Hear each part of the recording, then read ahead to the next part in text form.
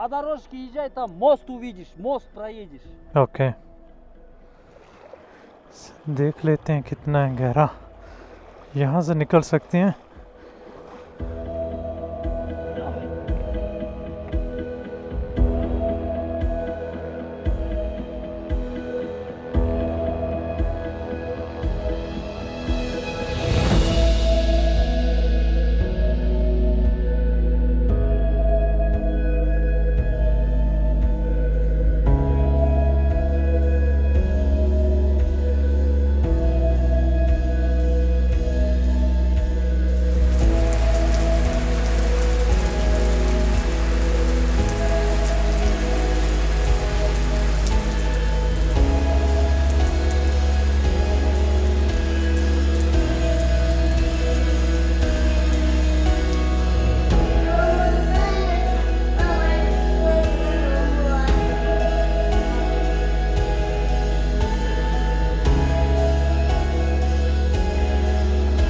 अस्सलाम वालेकुम everyone and welcome back to the channel from Kazakhstan. और एग्जैक्टली मैं जिस जगह पे हूँ इन्हें कहते हैं, अगर मैं गलत नहीं है तो तिएन शिएन माउंटेंस। ये एक छोटा सा टूरिस्टी टाउन है, सतह के नाम से। हम यहाँ पे आए थे लेक्स देखने के लिए। एक मैंने लेक देखी थी कैंडी, वो आप मेरे पिछले ब्लॉग में जाके देख सकते हैं। और आज हम जाएंगे दूसरी लेक कोलसाई को देखने के लिए। और उसके बाद इंशाल्लाह हमारा प्लान है कि हम जाएंगे अलमाती। अलमाती जाने के लिए एक तो यहाँ की मेन हाईवे है, लेकिन मैंने पिछले 2-3 दिन बड़ी रिसर्च की है कि कौन सा रूट लिया जाए ताकि हम हाईवे को अवॉइड करें और यहाँ की पहाड़ों की खूबसूरती को देखते हुए कोई 1-2 पास करें, कुछ लेक्स देखें और हम पहुँच जाएँ अलमाती। तो यहाँ से एक रूट निकलता है, ऑफ रोड ट्रैक है, 1-2 उसके अंदर पासेस हैं, फिर लेक्स वगैरह हैं। तो वो इंशाल्लाह हम करते हुए शाम तक अलमाती पहुँचेंगे। इरादा मेरा था कि कल यहाँ से निकलना था, लेकिन कल यहाँ पे इतनी शदीद बारिश थी कि जब भी मैं सामान निकाल के लगाता था बाइक के ऊपर, उसी टाइम ही बारिश स्टार्ट हो जाती थी। तो फिर मैंने डिसाइड किया, क्योंकि जिस रास्ते से मैं जाना चाह रहा था वो पासेस वगैरह काफ़ी ख़तरनाक हो सकते हैं। रूट का मुझे भी नहीं पता, मैंने सिर्फ गूगल मैप और सैटेलाइट इमेजेस के थ्रू देखा है कि एक रूट है। किस तरह का है वो हम जाके देखेंगे, और खुदा न खास्ता अगर बहुत मुश्किल हुआ, टफ़ हुआ, हम ना कर सकते हुए, तो हम वापस आके हाईवे ले लेंगे। बस निकलते हैं यहाँ से और आपको लेके चलते हैं पहले कोलसाई लेक और उसके बाद अलमाती।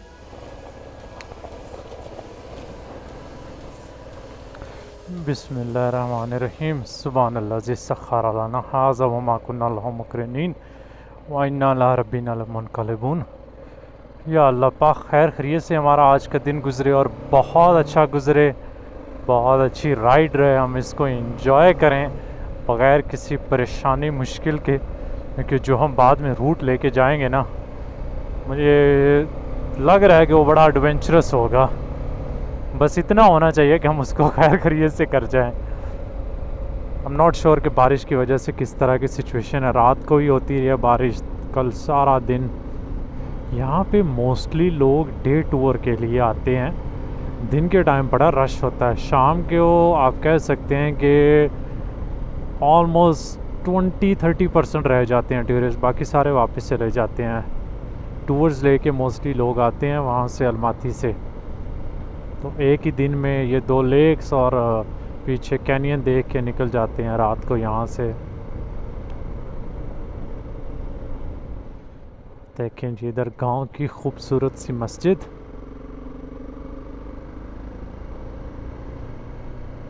यहाँ की मसाजिद किर्गिस्तान से काफ़ी डिफरेंट हैं, मोस्टली टाइल का वर्क हुआ है।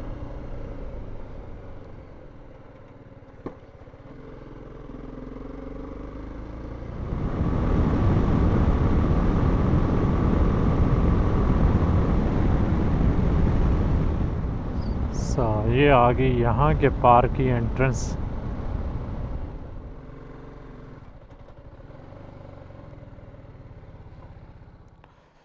अस्सलाम वालेकुम।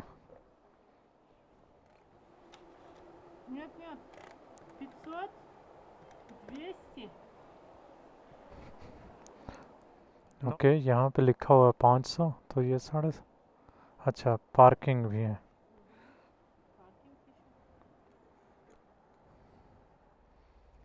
Thank you.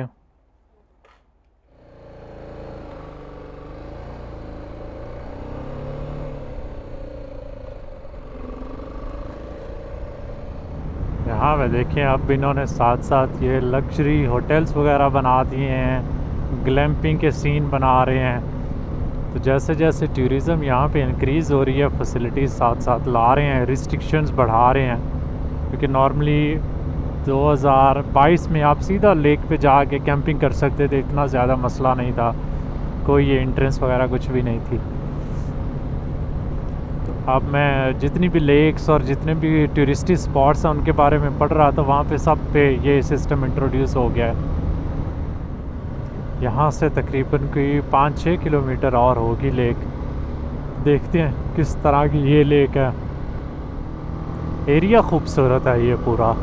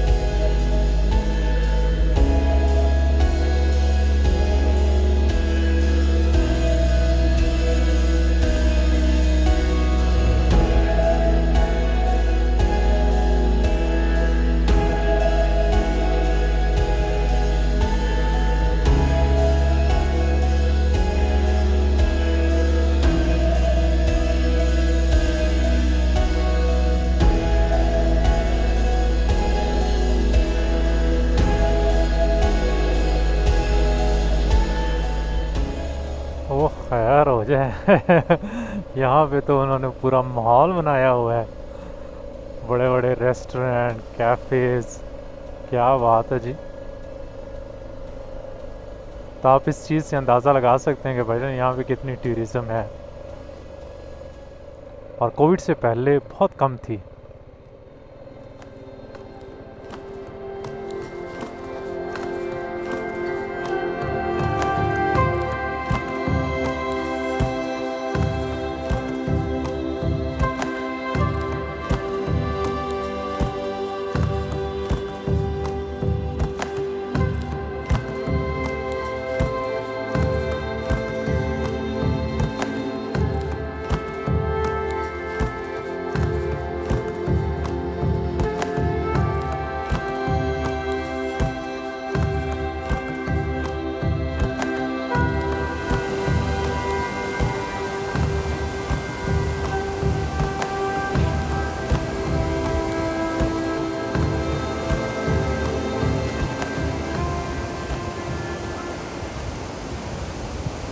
बहुत ही खूबसूरत लेक है, और क्या कमाल का साइडों पे पहाड़ों का backdrop, high mountains, pine trees, और इसका साफ़ शफाफ पानी, और बहुत ही डिफरेंट कलर्स निकल रहे हैं। जब सनलाइट एक एंगल से पड़ती है तो लगता है कि कलर इसके चेंज हो रहे हैं।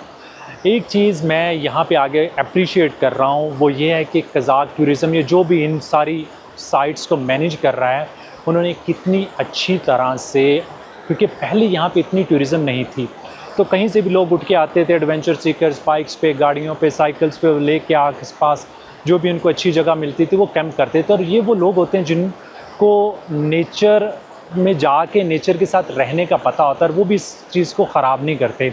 अब जबकि यहाँ पे मैस टूरिज़म आई है, तो यहाँ पे इन्होंने फैसिलिटीज़ बनाई हैं, साफ़ शफाफ टॉयलेट्स, कैफ़ेज़, रेस्टोरेंट्स, होटल्स, और साथ में इस तरह के खूबसूरत वॉकिंग पाथ्स, ताकि किसी भी एज का, किसी भी फ़िज़िकल कंडीशन का बंदा डिफरेंट व्यू पॉइंट्स पे जाके इस लेक की खूबसूरती को एंजॉय कर सके।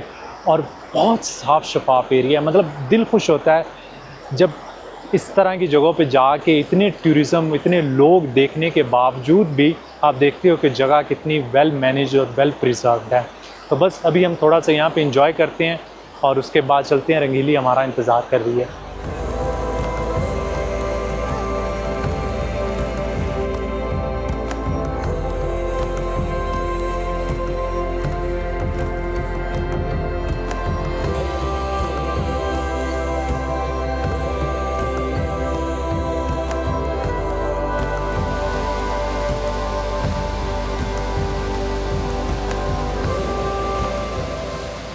Kazakhstan is like Switzerland of central Asia.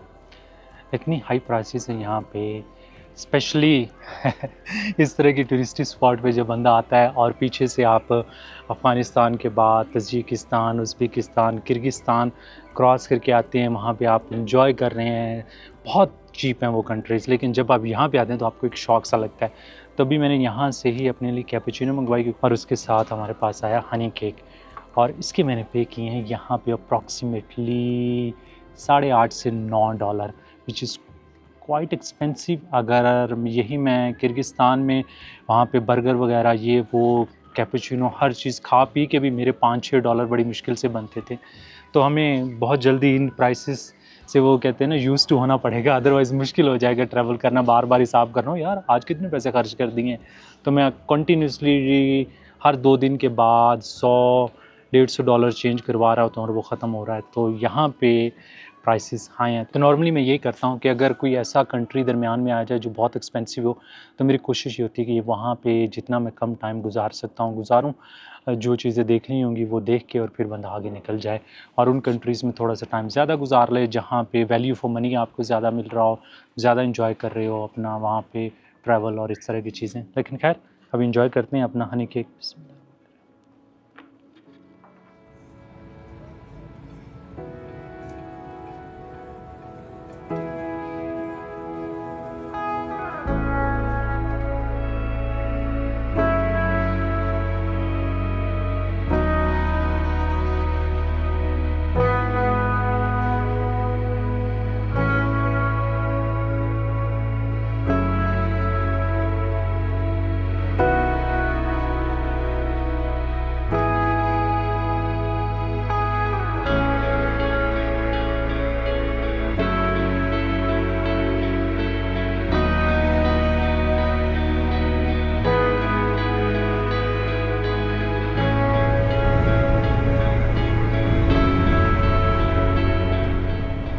यहाँ पे हमने अब मेन हाईवे को छोड़ दिया है और अंदर से हम लोग निकलेंगे। पहले एक गांव में पहुँचेंगे, वहाँ तक थोड़ा सा हमें रास्ता देखना पड़ेगा क्योंकि उसके बाद एक ही रूट जा रहा है आगे।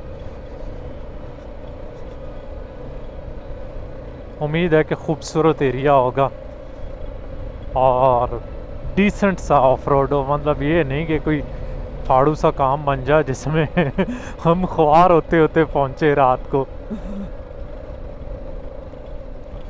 आज मौसम बहुत कमाल का है। इस तरह के मौसम में राइड करने का सही मज़ा आता है।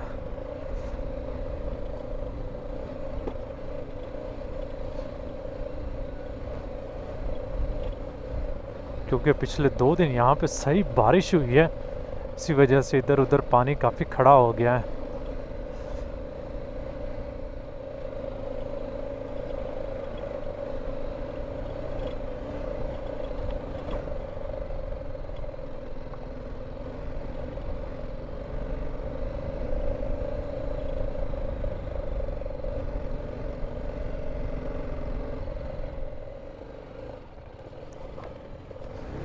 ये काफ़ी पत्थर आए हैं।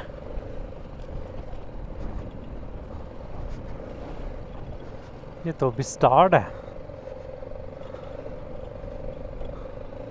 थोड़ा सा डर लगने लग गया है कि किस तरह का रूट होगा, क्योंकि यहाँ पे तो ऑलरेडी गांव हैं। आगे जब हमने पास क्रॉस करना है उसके ऊपर कोई गांव नहीं है उधर तो, और 3000 मीटर का पास है वो।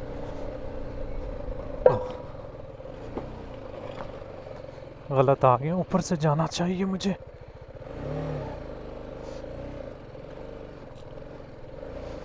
चल चल रंगीली चढ़ जा।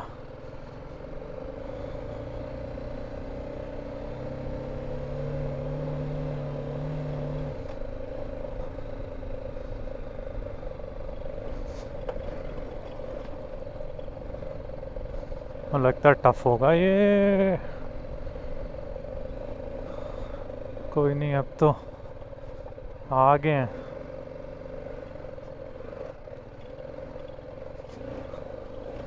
अगले गांव तक तो चलते हैं ना, देखते हैं फिर।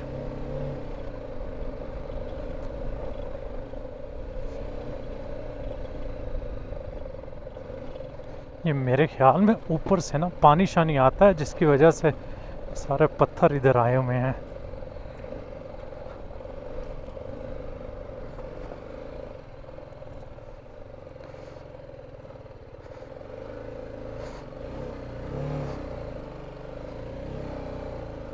चल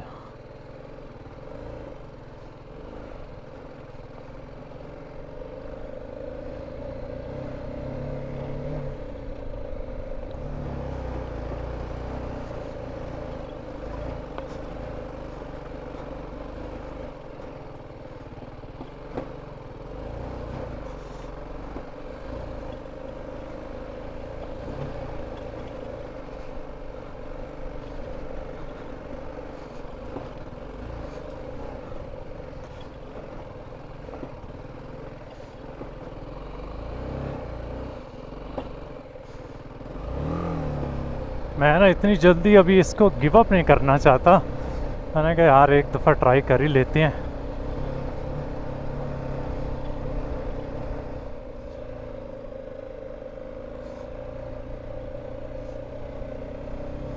लो आज भाग गए हैं घोड़े हमें देख के।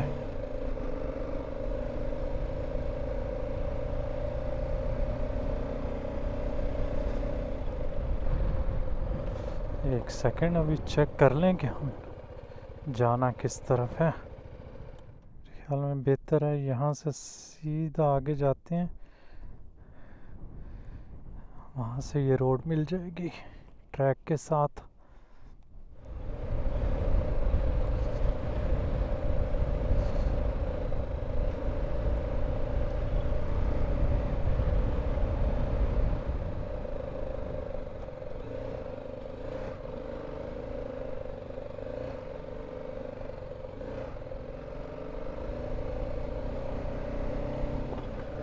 मुझे ये डर है कि ये ना हो कि हम इतने किलोमीटर ट्रैवल कर लें, उसके बाद एक ही सेक्शन ऐसा आए जिसको हम क्रॉस ना कर पाएँ, तो हमें 100-150 किलोमीटर वापस जाना पड़ेगा। फिर सही ख्वारी है। अभी तो इधर उधर से कहीं ना कहीं जो है वो निकल रहा हूँ मैं।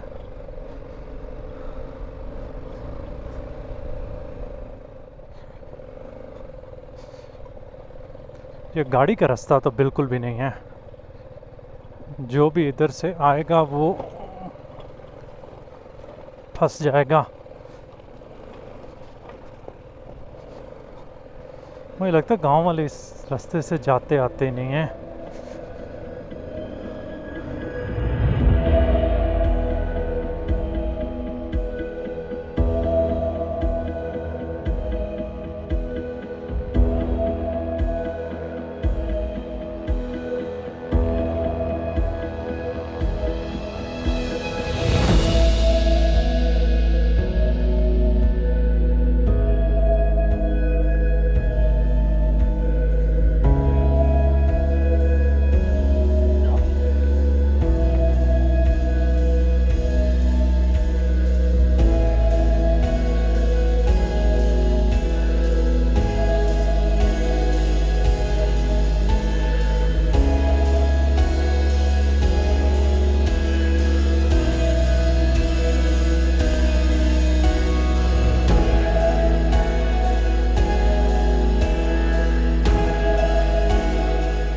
चलें, यहाँ पे मैं ना एक्चुअली कंटिन्यूसली रास्ता भूल रहा हूँ, कुछ समझ नहीं लग रही।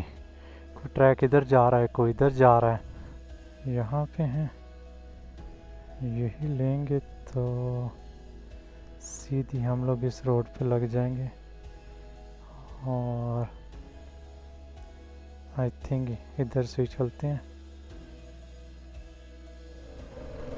क्या जालिम हमारी डाइव लगी है इस बार तो। और ये देखिए बिल्कुल सीधा सीधा सेक्शन है। यहाँ पे तो मैं सोच भी नहीं सकता था कि मैं अभी गिर जाऊँगा, इसलिए मैं आराम से अपनी स्पीड से जा रहा था।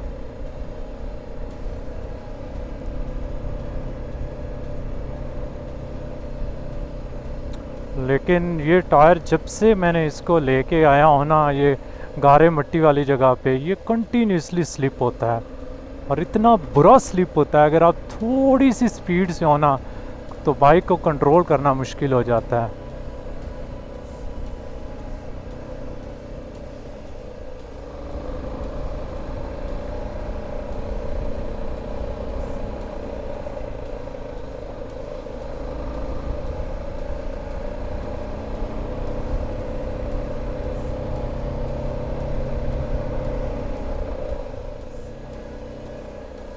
ये क्या है? ओ खैर हो जाए, ये तो रास्ता बंद हो गया है। आगे उसके अंदर तो, ओ तेरी खैर हो जाए, इतना लंबा सफ़र हम करके आए हैं इधर। देखें इसको क्रॉस करें कि ना, इसके इधर जाते हैं।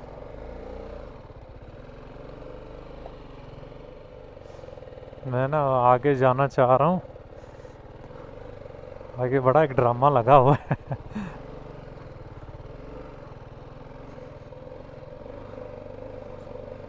ये देखे, रोड तो ख़त्म, खलस, बस होगी इधर ही। उनकी बहन ही दरमियान में फंसी हुई है, तो आई डोंट थिंक सो कि हम यहाँ से गुज़र भी सकते हैं। यहाँ से हमारी रंगीली जाएगी। Вот так едь. Вот так вдоль. Там мост есть. Через мост проедешь. Вот сейчас езжай вот так. ओके Видишь, вон там стоит железка. По дорожке езжай, там мост увидишь. Мост проедешь. ओके। Пакистан? पाकिस्तान।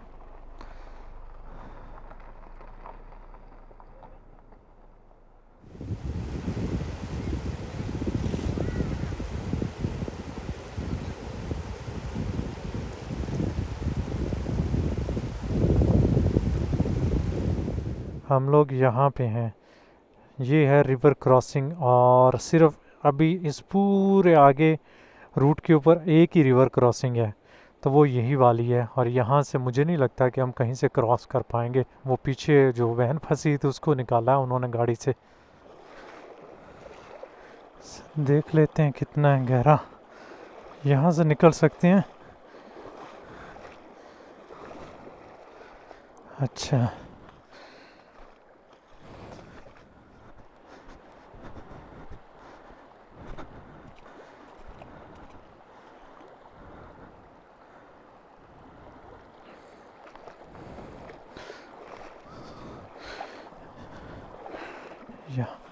यहाँ से भी निकल सकते हैं। अच्छा इतना पानी है, ठीक है। ये 2 सेक्शन, और इसके बाद आगे किधर जाना? हालांकि दरिया तो इधर है, हम जाना दूसरी साइड पे है।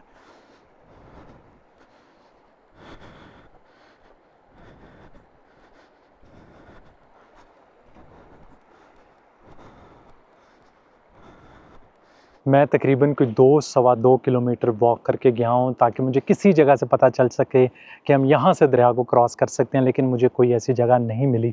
मेन क्रॉसिंग यहीं से है और इधर ही गाड़ी भी लोगों की फंसी हुई है, उसको उन्होंने निकाला है।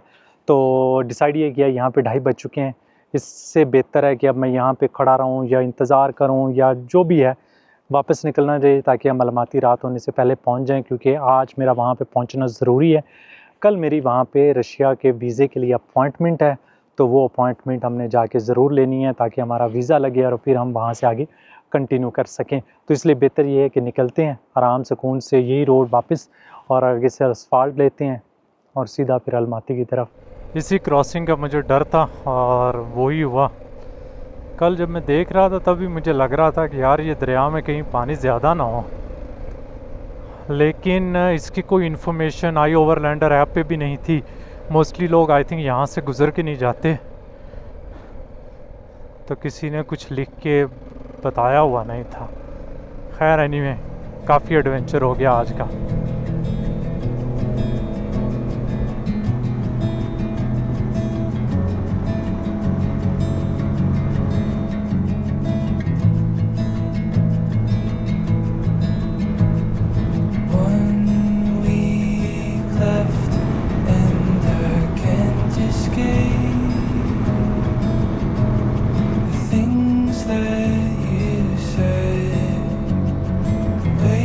That I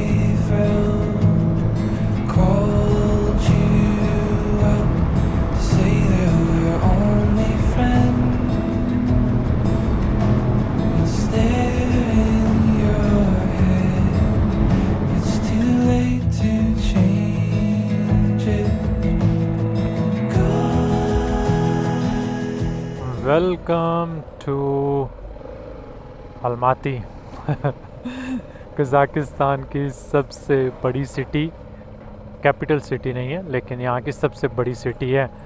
और हमें कोई पिछले 6-7 किलोमीटर करने में 30-35 मिनट यहाँ पे लग गए हैं। काफ़ी ट्रैफिक है, कोशिश कर रहे हैं कि बस इस ट्रैफिक से किसी न किसी तरह निकल जाएं। थकावट से बुरा हाल है, लेकिन ये ट्रैफिक नहीं कम हो रही अभी तक।